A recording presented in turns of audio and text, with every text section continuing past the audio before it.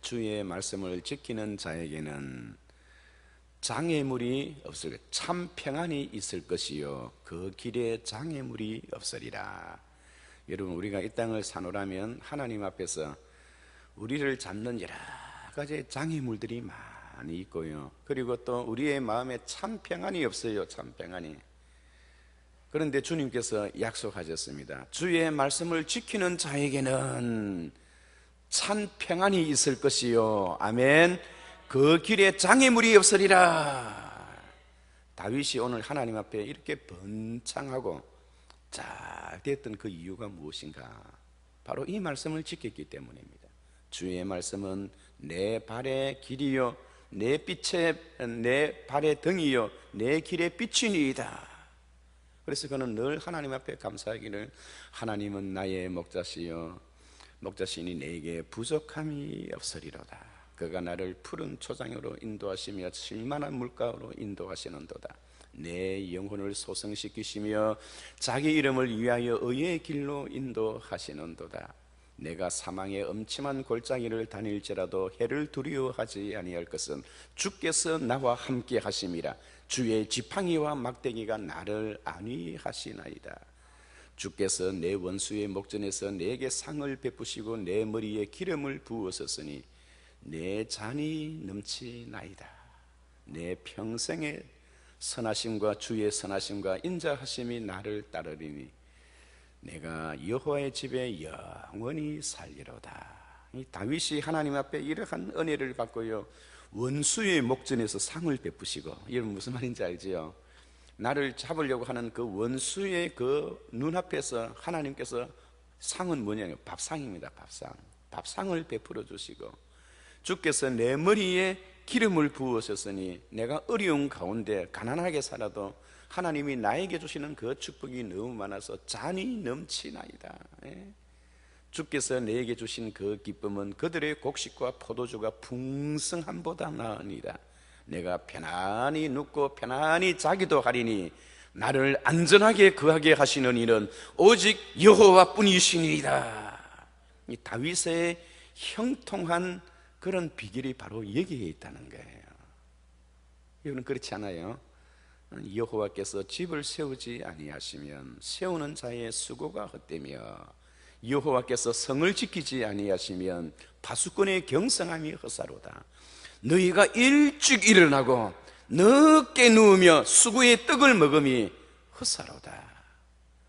제가 어렸을 때 교회 처음 나갔을 때 학생들 있잖아요.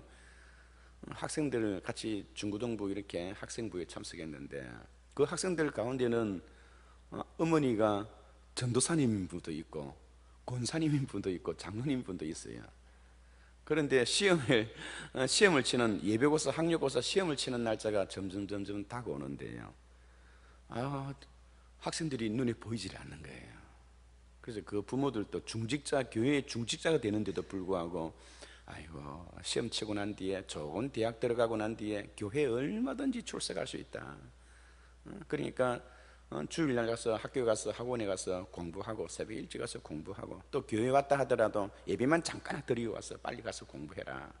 좋은 대학 들어가서 얼마든지 신앙생활을 할 수 있다는 거예요. 근데 그들이, 저는 뭐 학교를 몰랐으니까요. 그리고 난 뒤에 그들 가운데 학교에 들어가서 좋은 대학 들어간 학생도 있고 또 못한 학생도 있고, 그런데 어떻게든 간에 세월이 흐르고 흘러서 35년이 지났어요. 35년이 지난 지금 시점에 그때를 돌아가서 함께 했던 그 친구들, 하나님이 얼마나 복을 주셨나 한번 봤어요. 그런데 그들의 모습은, 교회는 노는 청년도 있고 안 노는 사람도 있는데, 노는 사람은 교회 집사로 되어 있는데요, 자기 스스로 이야기하면 나는 집사도 아니고 그냥 잡사다. 교회 노는 것도 아니고 안 노는 것도 아니고 믿는 것도 아니고 안 믿는 것도 아니고. 그들의 생활 형편은 어떻는가? 그의 부모가 그때는 좋은 사업을 든든하게 하고 있다가요, IMF를 비롯해서 사회의 변동을 통해서 하나님께서 다 무너뜨리셔갖고 지금 회사에서 다 좋은 대학을 졸업해갖고 취직을 하고 잘 되는 것 같았지만은 다 회사에서 쫓겨나가지고요, 리어커 장사를 하거나 뭐 그렇다고 해서 리커 장사가 나쁜 것은 아닙니다만은 하루하루 끼니를 때우기 위해서 그렇게 몸부림치는 그 모습을 바라보고 있습니다. 여러분, 하나님의 말씀은 그때에 어떤 역사가 일어나지 아니하더라도 인생의 긴 세월을 두고 볼 때야 저는 도저히 하나님 앞에 복을 받을 만한 그런 밥그릇이나 상도 준비되지 않았는데 하나님이 복에 복을 채워주었어요. 내가 오직 하나님을 경외하는 그 마음 하나 그것 때문에 가난하게 사는 정직한 자는 사곡을 행하는 악한 점보다 악한 부자보다 나으니라. 아무런 복을 받을 만한 근거가 없는데 여호와를 경외하고 여호와의 법도와 규례와 명령을 지키는 그 한마디 그것 때문에 하나님께서 복을 주셔서, 그때는 복을 주셨는지 모르는데요 35년의 세월이 지나고 난 뒤에 삶을 돌이켜보면 가난하게 살았지만 하나님이 내 인생을 얼마나 복되게 해주셨는가, 그것을 깨달을 수가 있는 것입니다. 그래서 다윗이 하나님 앞에 깨달았던 바가 또한 그런 부분이에요. 쫓겨다니고 힘들어하고 가장 힘들고 어려웠을 때 하나님께서 은혜를 베푸셔서 그에게 사람을 붙여주었어요. 결국은 다윗이 승리를 거둬 다윗의 왕국을 만들었던 거예요.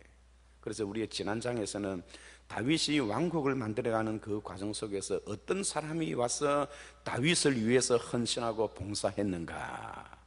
다윗의 왕국은 곧 그리스도의 왕국, 메시아의 왕국의 그림자의 역할을 하기 때문에 다윗을 위해서 목숨을 내어놓고 충성했던 사람들의 그 이름이 성경에 쭉 기록되어 있어요. 그리고 나라가 안정을 찾고 제대로 왕국의 기능을 하게 될 때에 사울의 시대 때는 한 번도 생각하지는 못했던 하나님의 법궤를 다윗은 생각하고 70년 동안 이방인의 땅에서 버려지다시피 했던 그 하나님의 법궤를 가지고 오는 이 다윗의 그 마음이 얼마나 그의 생활 속에 예배를 중심으로 하여 하나님의 법도와 규례와 명령을 중심으로 하여 그 인생이 살아왔는가 하는 것을 우리가 볼 수 있습니다. 그래서 오늘 우리가 14장을 읽었습니다만 이 14장은 하나님께서 이러한 성전 중심, 예배 중심, 말씀 중심의 삶을 살아왔던 이 다윗에게 하나님이 어떤 복을 주셨는가 몇 가지로 이야기를 하는데, 첫 번째를 보면 1절 2절 보면 하나님께서 그 나라를, 다윗이 통치하는 나라를 하나님이 흥왕케 해주셨어요. 흥왕케. 14장 1절에 보면 두로방 히람이 다윗에게 사신들과 백향목과 석수와 목수를 보내 그의 궁전을 건축하게 하였더라. 이방 나라 왕이요, 페니키아, 이 페니키아의 왕이 자기 나라에 있는 백향목들 쭉쭉 뻗은 백향목들 있잖아요. 이스라엘 나라에는 고작 이때 해봐야 뽕나무 정도밖에 없습니다. 뽕나무야 뭐 사람 키 정도밖에 안 되니까요.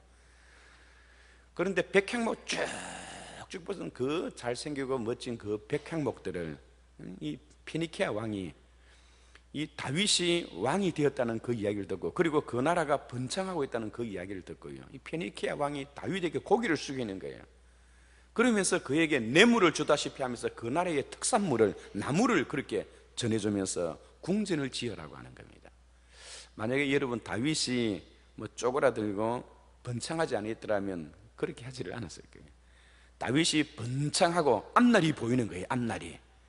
야, 저런 자와 좀 가까이 지내면 우리나라와 내 개인에게도 좀 유익함이 있겠다. 이 두로 왕이 그걸 생각하니까 앞날에 자기 자식들을 위해서라도 다윗과 가까이 해야겠다는 그 마음을 가지고 먼저 다윗에게 손을 내미는 거예요. 그것도 그냥 내미는 게 아니고 자기 나라에 잘 뻗은 그 시다 추리, 백향목이죠. 그 백향목을 뇌물로 갖다 바치다시피 하면서 선물을 주다 하면서, 그만큼 이 다윗의 이 궁전이요 얼마나 거창하게 지어졌는지 몰라요.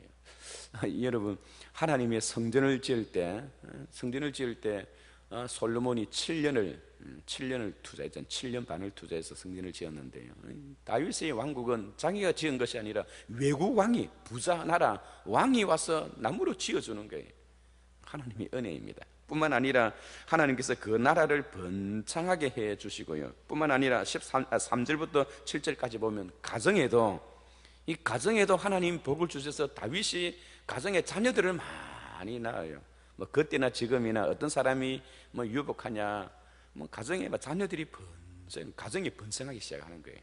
그리고 뿐만 아니라 8절에 보면 이 나라가 외적으로 계속 성성장구하는 거예요. 성성장구. 8절부터 쭉 보시면 16절까지 보시면 이 성성장구합니다. 가는 데마다 다윗이 가서 전쟁을 치렀다 하면 백전백승입니다. 백전백승. 여러분, 이순신 장군이 전쟁을 해서 몇 전 몇 승을 하신지 아십니까? 이순신 장군이 전쟁을 했어요. 23전 23승을 했어요. 그런데 다윗은 몇 전 몇 승을 했을까? 다윗은 72전 72승을 했어요. 다윗은 전쟁에 나갔다 하면 승리하는 겁니다. 하나님께서 다윗으로 하여금 주위의 나라를 자꾸 정벌하게 하는 거예요. 정벌하면서 그 과거의 옛날에 하나님께서 여호와께서 아브라함에게 이르시되 너는 내 고향과 친척과 아비 집을 떠나 내가 네게 보여줄 땅으로 가라. 내가 너로 큰 민족을 이루게 할 것이요 내가 복을 받을 것이며 내 이름이 창대하게 되리니 너가 복이 될 것이라. 너를 축복하는 자에게는 내가 복을 내리고 저주하는 자에게는 내가 저주하리니 너의 이름으로 말미암아 온 땅의 모든 족속이 너로 말미암아 복을 얻을 것이니라 하신지라. 하나님이 다윗 시대 때부터 아브라함 시대까지는 천년입니다. 천년 전에 하나님이 아브라함에게 했던 그 약속이 결국 다윗 시대 때에 이루어지는 거예요. 아멘. 하나님은 이스라엘 백성들을 가나안 땅에 들어갈 때에 너는 내 하나님 여호와를 잊지 말고 내 법도와 규례와 명령을 삼가 지킬지라. 내가 먹어 배부르고 아름다운 집을 짓고 거기에 거주하며 내 양과 소가 번성하고 내 언금이 정식될 때에 내 소유가 풍부하여 내 하나님 여호와를 잊어버릴까 염려하노라. 하나님은 이스라엘 백성들에게 복을 주고도요, 이 복을 받았던 이스라엘 백성들이 복을 누릴 줄을 몰라서 결국 하나님이 주셨던 그 복 때문에 하나님 앞에 심판을 받을까 하나님은 미리 걱정을 했는데요. 그래서 하나님께서 아브라함에게 했던 그 약속, 내가 너에게 땅을 주고 민족을 주고 복의 근원이 되게 하겠다는 하나님이 아브라함에게 했던 그 약속을 백성들이 이루지를 못했는데 다윗 때에 그 약속이 이루어지는 거예요. 하나님은 이스라엘 백성들에게 그 가나안 땅을 주어서 그 가나안 땅을 경작하고 그 가나안 땅을 잘 관리해서 앞으로 역사가 흘렀을 때 하나님은 예수 그리스도를 그 땅에, 메시아를 그 땅에 보내시려고 하나님 그런 계획을 잡았었는데요, 이스라엘 백성들이 통 말을 들어야지요. 말을 안 듣습니다. 하나님은 이스라엘 백성들에게 주었던 그 땅을 백성들이 개척하고 개간을 하고 그 땅에 살고 있는 원주민들, 하나님 앞에 악을 저지르는 그 원주민들을 완전히 그 땅에서 숙청하고 뿌리채 뽑아내어서 그 땅에서 쫓아내기를 바랬고요. 그래서 그 땅에 마침내 메시아 나라를, 메시아 왕국을 건립하려고 생각하고 마음에 작정을 하였는데요, 이들이 말을 듣지를 않아요. 그런데 다윗이 하나님의 그 마음을 알고 타협하지 아니하고 그 땅에 살고 있는 모든 족속들을 다 뿌리채 뽑아내버리는 거예요. 그리고 뿐만 아니라 더 중요한 것은 그 나라가 갈수록 더 번창해져 가는 거예요. 오늘 본문 말씀 16절 17절에 보시면 하나님이 명령하신 대로 다윗의 왕국이 갈수록 세상으로, 열국으로 더 번져가는 거예요. 이렇게 그러한 그 다윗의 나라가 지금 번성하고 번창하고 있고 그 나라의 태평성대를 이루고 있는 것을 성경은 우리에게 쭉 소개를 시켜주고 있습니다. 그렇다면 이러한 성경을 보는 우리는 생각을 해야 되잖아요. 하나님이 다윗을 이렇게 번성하게 해주신 이유가 무엇일까? 여러분 지금 성경 뒤적뒤적거리지 마시고, 성경 뒤적거려서 성경 본다고 해서 답이 나오는 게 아닙니다. 목사님 설교 듣는 게 중요해요. 하나님이 이스라엘 나라 이 다윗의 왕국을 이렇게 번성하게, 이 다윗이 누구입니까? 다윗이 왕이 될 만한 사람이 아니었어요. 그는 목동이었습니다. 목동. 양치는 소년이었어요. 그것도 자기 아버지께로부터 인정도 받지 못할 정도로 자기 가정에서부터 내버려다 칩이 버리다시피 했던 그 아들이에요.